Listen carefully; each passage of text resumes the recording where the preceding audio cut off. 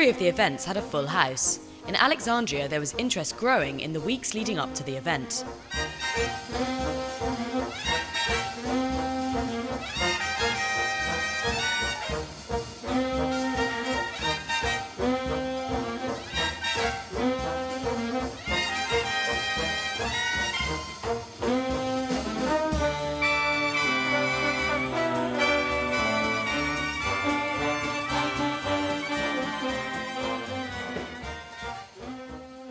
Wonderful audience filled this beautiful theater with a wonderful night of jazz. Jazz is an art form, of course, that I love personally, but I think that also translates well to international audiences. There's a great appeal.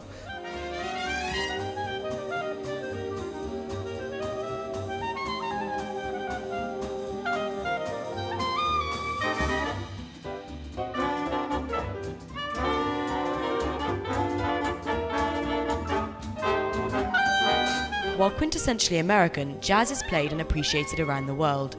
Jazz has unique roots, which may be an answer to its universal appeal and ability to act as a global language, touching people's hearts and souls. Decided to bring this orchestra to Egypt in order to spread to all Egyptian citizens, as well as particularly to youth, disadvantaged youth, the unique American musical form of jazz. 1, 2, 3, hard. David Baker is certainly convinced that jazz can transcend cultures and appeals to a universal audience. Are you surprised to know that the Egyptian people have interest in jazz music? No, because jazz music, I think people all over the world have an interest in the music, in this music. And when you stop and think that early on in Egypt, Louis Armstrong was here. At the opening of the Opera House, Dizzy Gillespie was here.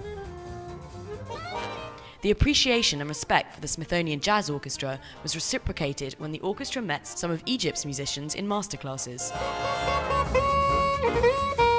Along with a few members of his orchestra, David Baker went to the American University in Cairo for some tuition with the music students and held a session in the Opera House.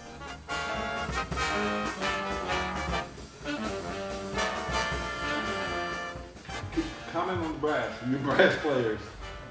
When you see marcato, that's it, much more crisp separation. But we hear beginning, middle, and end of note. So, for example, right at the beginning, measure 1 and 2, 2, 3. 1. We really hear but beginning, middle, and end. Not too long. Yeah, yeah, yeah, yeah. Okay, 1, 2.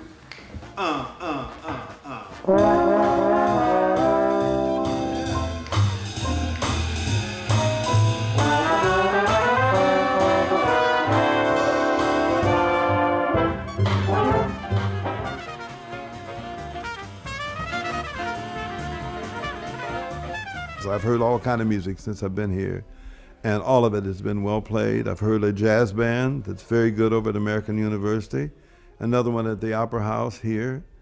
So there's a lot of wonderful music happening.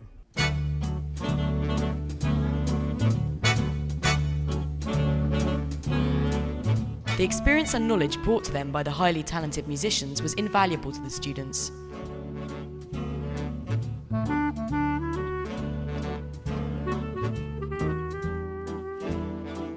Besides imparting technical knowledge, the classes were a great opportunity for one-on-one cultural exchange with the backdrop of a common interest.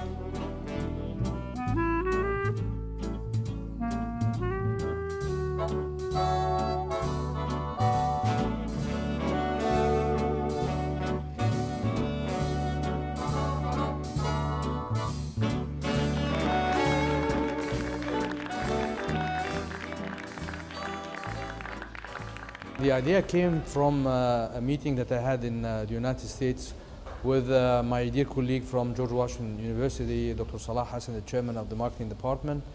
Apparently a year ago, the George Washington University had marketing studies and marketing research to brand the Smithsonian, to improve on the image. And that's where the contact came between the Smithsonian and George Washington University. And the idea came up that the orchestra is very keen and interested to perform in Egypt here and to repeat the same performance that was almost 50 years ago when Louis Armstrong, the famous jazz musician, came to Egypt and he performed and he blew his trumpet under the Sphinx.